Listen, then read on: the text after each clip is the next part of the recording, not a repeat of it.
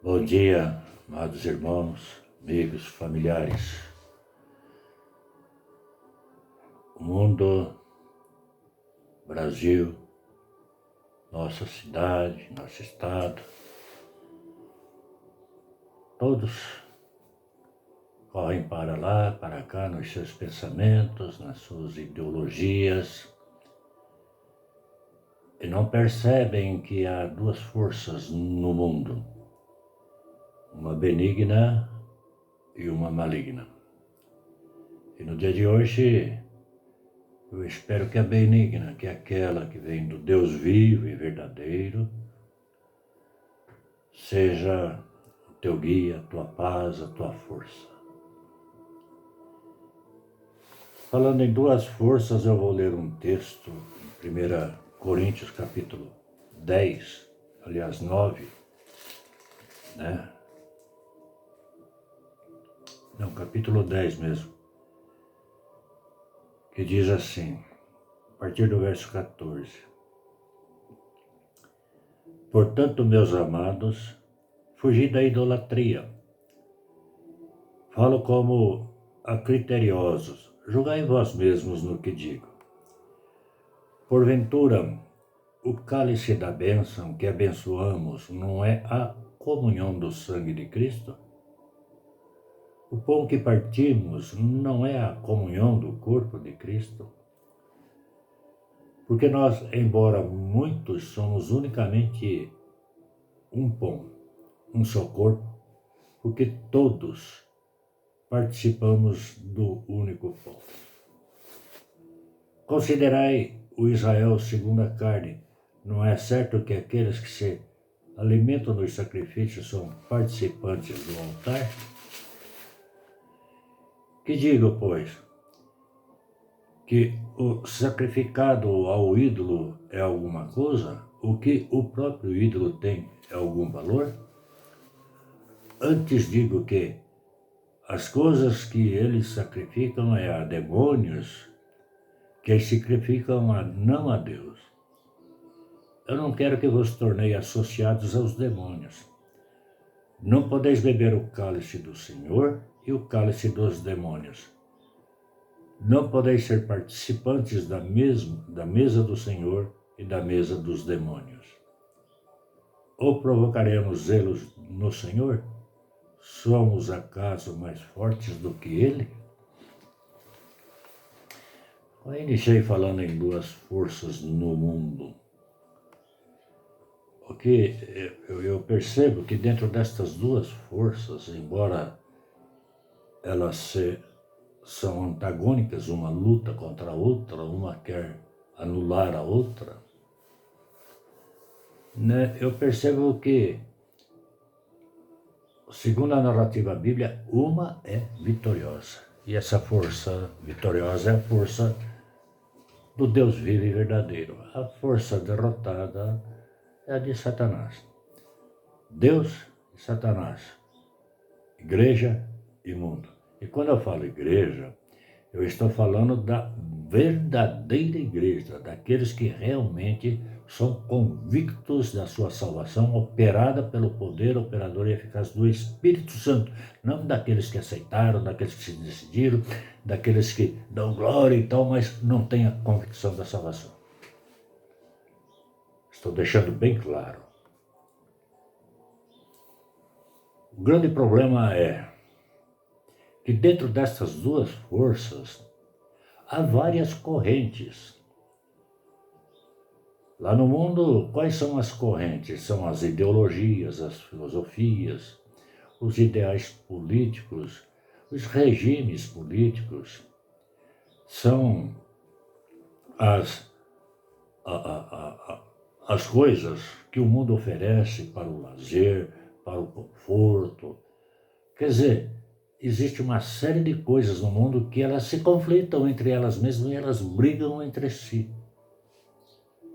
Na igreja não é diferente, não. Não pensem que a igreja é toda certinha. Olha, a igreja é um padrão. Deveria ser. Mas quando eu olho para todas as denominações, para todas as correntes teológicas, Quando eu olho para o homem pregando do seu próprio ego, fazendo ilustrações pregando aquilo que aparentemente é uma verdade, mas não é, eu percebo que a igreja ela tem também várias correntes que brigam entre si. Quantas vezes eu já ouvi pastores, irmãos falarem, você tem que vir para a minha igreja, lá você vai encontrar a salvação, lá você vai encontrar a paz. Ela é a única. E o texto começa falando o quê? Fugir da idolatria. Ora, quando na igreja eu estou pregando assim, que é a minha igreja, para começar a igreja não é minha, né? É de Cristo. Eu não estou idolatrando uma denominação. Quando eu digo aquele pastor, não estou idolatrando. Vocês sabem o que significa realmente a palavra idolatria? A palavra idolatria, ela é um amor excessivo, admiração exagerada, prestar culto a ídolo. Quer dizer, eu tiro de dentro de mim um amor para dedicar esse amor a alguma coisa. E nesse sentido, quando eu falo assim, a idolatria ela está dentro de cada um de nós, por muito pequena que seja e tal. Nós idolatramos às vezes filhos, profissão, nossa posição, nós idolatramos esposa, esposo, idolatramos o local, um carro, sei lá. Às vezes idolatramos a nossa sabedoria, a nossa inteligência. Olha, né? É tudo porcaria. A Bíblia ela fala de comunhão, ter um só corpo, um mesmo pensamento, um mesmo sentimento, quer dizer, seguirmos juntos, unidos. O isolamento, no meu ponto de vista, que nós estamos decretados a cumprir, eu acho que ele tem dois lados. Primeiro, a preservação, porque o vírus pelo que eu tenho observado, ele é real. Segundo, é dissociar, tirar a comunhão. Então, eu tenho esses dois lados para pensar. Agora, ele começa dizendo para eu fugir da idolatria, que eu não posso beber de um cálice e do outro ao mesmo tempo. Ou eu sou ou não sou. Não existe meio termo. Ou a verdade está em mim ou ela não está. Ou eu tenho o Deus vivo e verdadeiro dentro de mim ou não tenho. Não existe meio termo. E por que na igreja, então, tem várias correntes? Alguns vídeos que vêm aí, eles parecem, mas não provam nada. Não provam nada. É fruto da idolatria mesmo. Então, eu estar na igreja idolatrando é uma coisa, eu estar na igreja adorando em espírito e em verdade é outra. Olha o que o texto diz, né? É impressionante isso aqui, ó. Porventura o cálice da bênção que abençoamos não é a comunhão do sangue de Cristo? Comunhão. Quer dizer, o que significa comunhão? A união. O sangue é um só. A igreja, como corpo de Cristo, é uma só. Os membros que estão nelas inseridos pelo poder operador eficaz do Espírito Santo são irmãos e são membros com dons diferenciados, conforme vai seguir a narrativa deste capítulo até o capítulo 14. Então nós não podemos ter divergências teológicas, bíblicas, denominacionais. A divergência denominacional é porque nós não aceitamos certas verdades e criamos a nossa própria teologia e queremos que ela seja superior à do outro. Mas a verdade é só uma, é só Deus, é só Cristo. Não são as denominações, não são os pregadores, não são as suas filosofias evangélicas. A cabeça é Cristo, é nele que eu tenho que me firmar. Então, eu tenho visto nesta pandemia, as várias pregações, tenho recebido vídeos que eu às vezes choro. Parecem vídeos verdadeiros, parecem vídeos que estão glorificando ao Senhor, mas não está. A ênfase está no homem. Alguns vídeos aí que parecem piadas, e são pessoas eminentes, pessoas que parecem que está no colo de Deus falando. Não é nada disso, não. O Evangelho é coisa muito mais séria. A palavra de Deus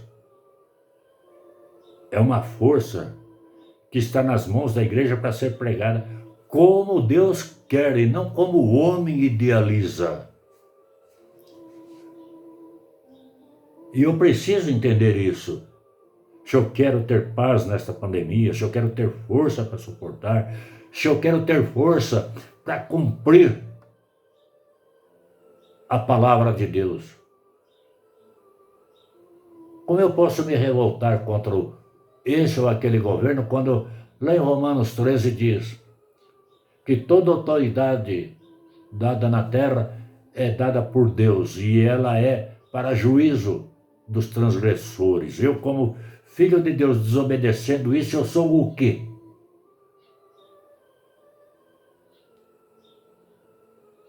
Eu preciso parar e pensar, eu estou com Deus ou não? Como está sendo o meu comportamento nesta pandemia? É de paz, é de revolta? É de julgamento? É de falar mal do governo, dessa ou daquela ideologia? A minha função, a tua função como filho de Deus, regenerado, é ter uma nova mente, é pensar como Deus pensa, e Ele estabelece o seu pensamento na palavra. Não é eu pegar esta palavra e interpretar, criar novas traduções para facilitar o entendimento, mas que entendimento? Segundo o interesse humano?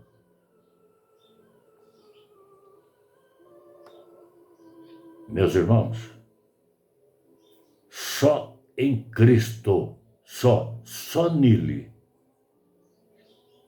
você pode ter paz, pode ter força. E nesta pandemia, ser resignado.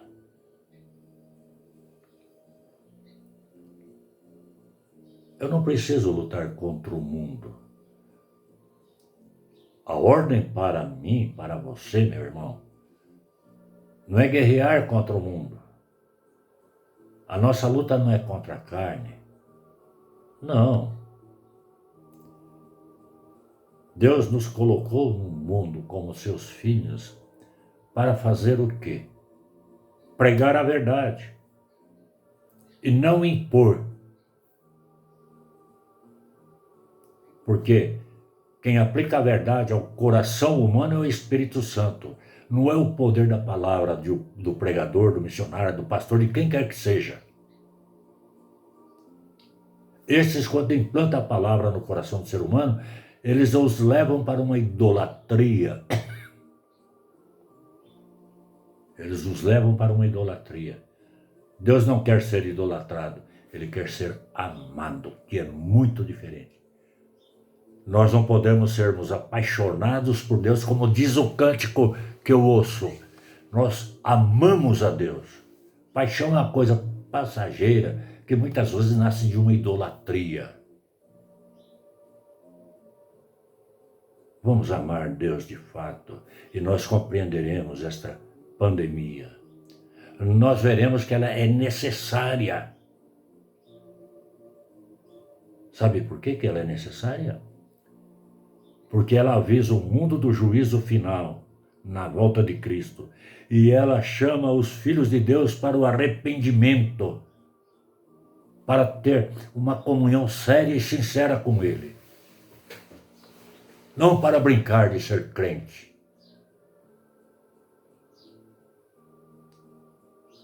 Eu vejo aí, nessas lives, não são todas e nem são todos,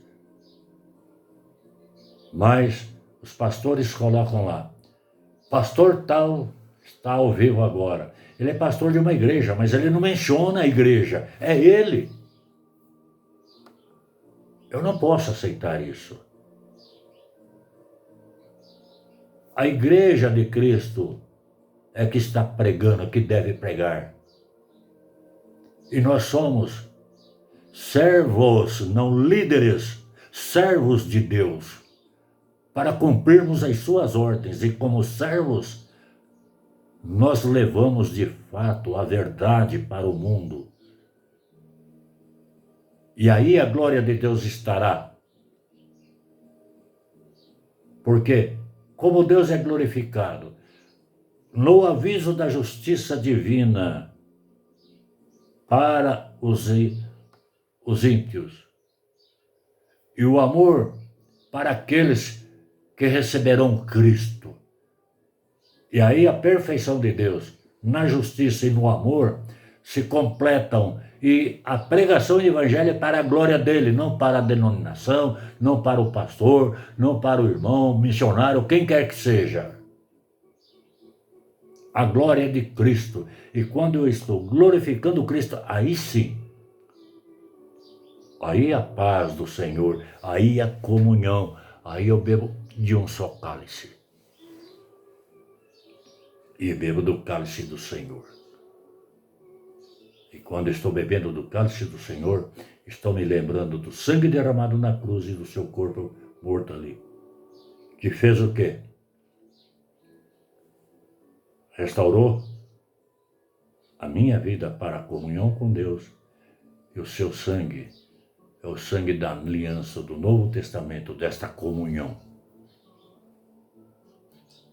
Meus queridos, irmãos, amigos, familiares, esta é a grande verdade. Deixemos de ser crianças. Passemos a sermos adultos.